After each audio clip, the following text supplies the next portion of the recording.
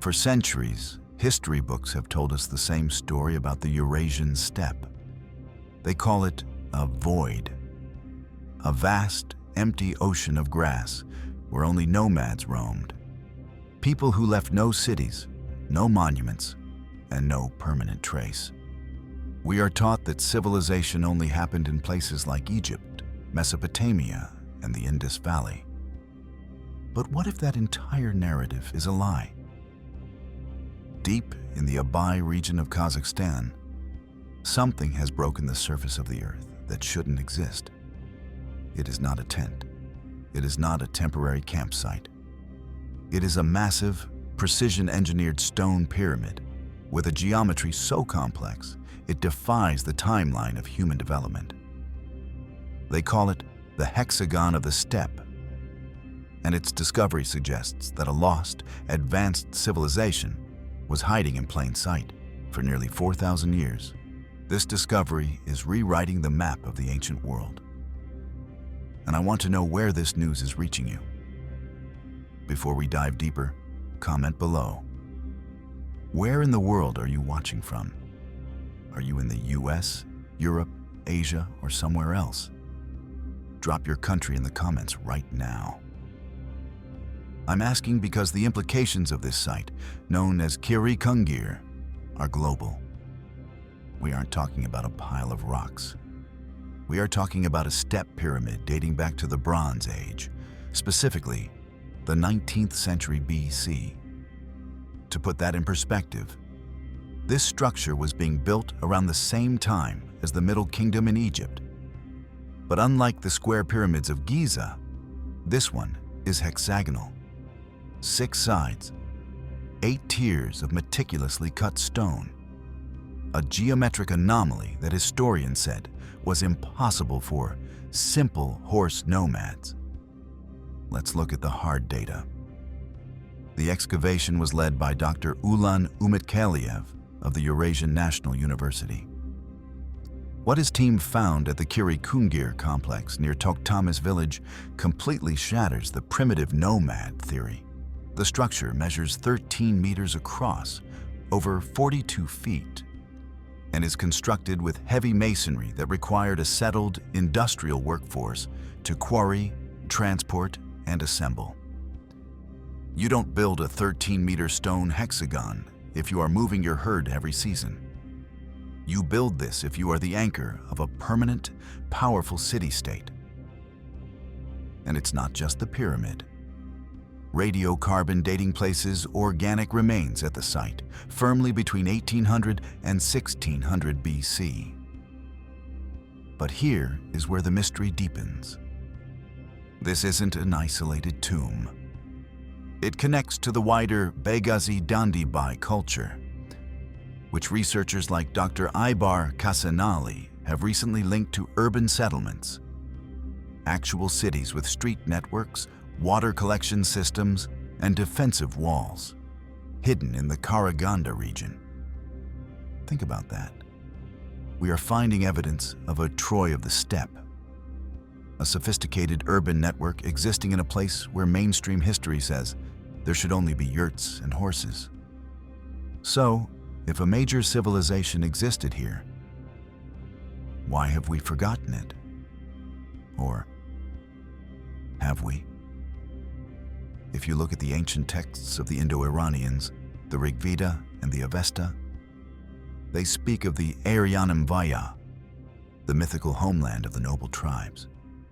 They describe it as a land of vast spaces, severe winters, and powerful rituals involving the horse.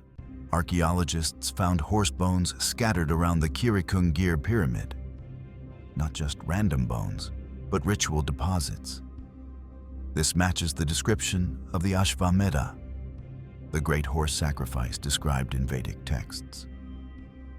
For decades, scholars treated these texts as pure mythology or placed them further south. But the physical evidence, the specific cultic arrangement of horses around a stone monument in the northern steppe, suggests these myths preserve the memory of this place. The Greeks too whispered of something here.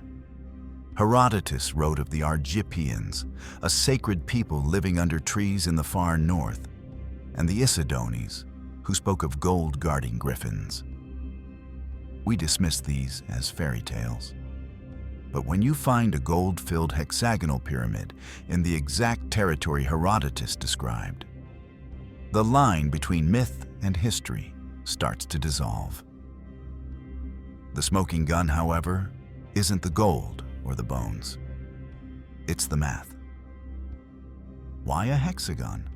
Square pyramids align easily with the four cardinal points: north, south, east, west. A hexagon is geometrically far more difficult to orient.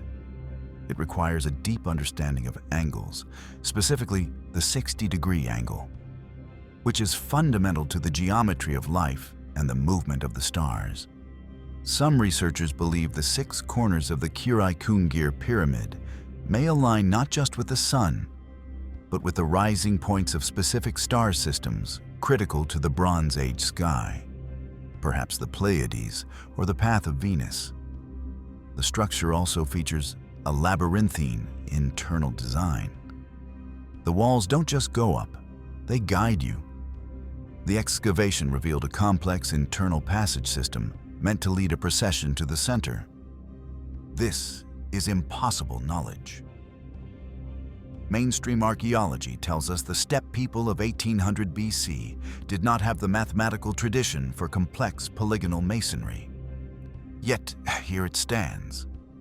13 meters of undeniable proof that someone in the Bronze Age steppe was doing advanced geometry, while the rest of the world wasn't looking.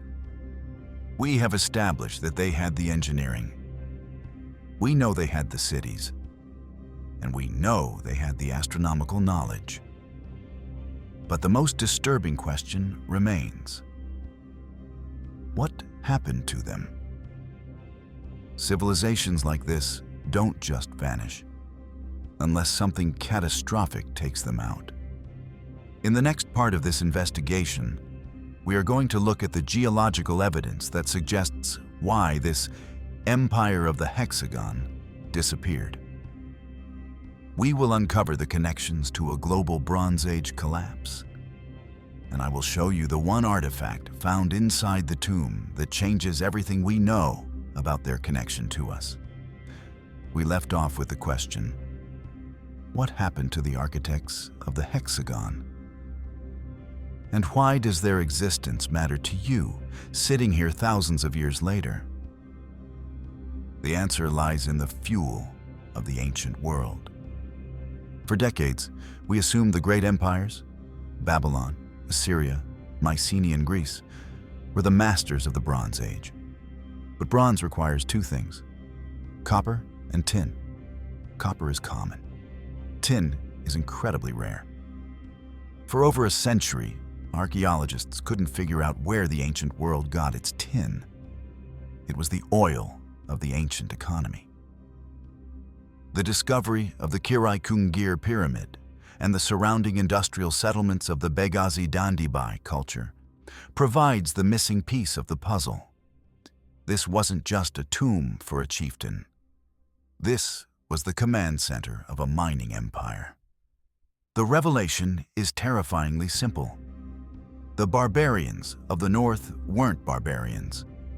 They were the energy tycoons of the ancient world. They controlled the supply lines that allowed the civilized south to build their weapons and tools. When we look at this six-sided pyramid, we are looking at the monument of a culture that held the throat of the global economy in its hand.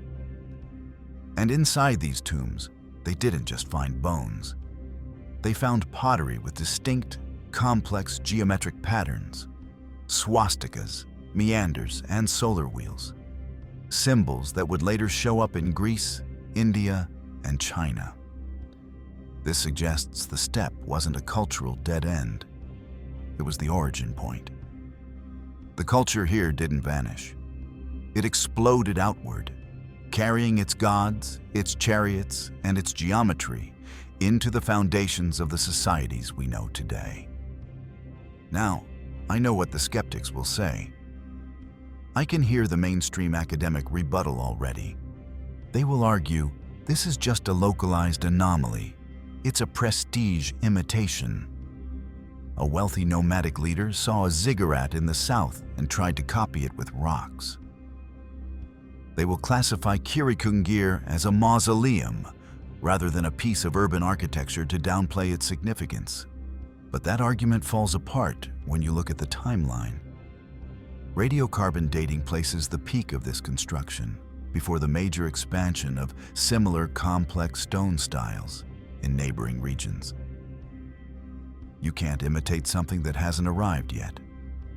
Furthermore, the engineering techniques used here, the dry stone megalithic fitting, are distinct from the mud brick architecture of Mesopotamia. If this was a copy, it would be a poor one. Instead, it is a masterwork of a completely different style. And consider the scale. The sheer tonnage of stone moved here requires a calorie surplus that a purely nomadic lifestyle cannot provide. You cannot feed 1,000 stonemasons with a wandering herd. This requires agriculture, storage, logistics, and hierarchy. The nomad theory doesn't fit the math.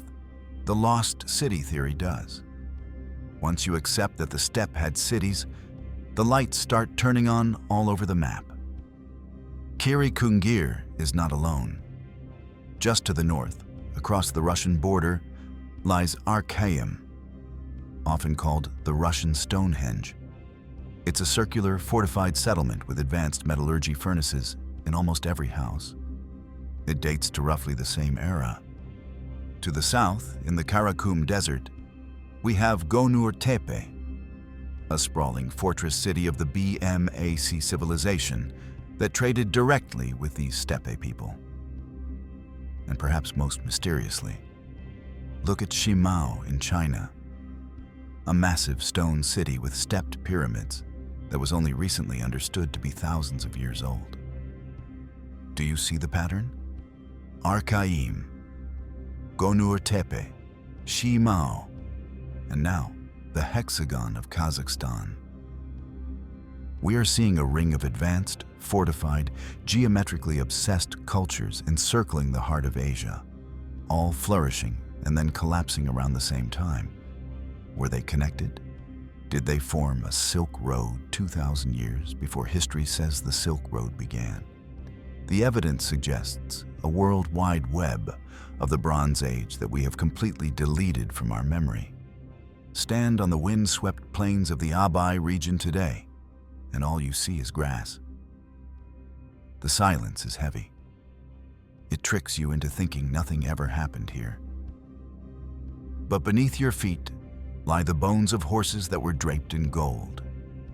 Beneath the dirt are the foundations of towers that once aligned with stars we no longer navigate by.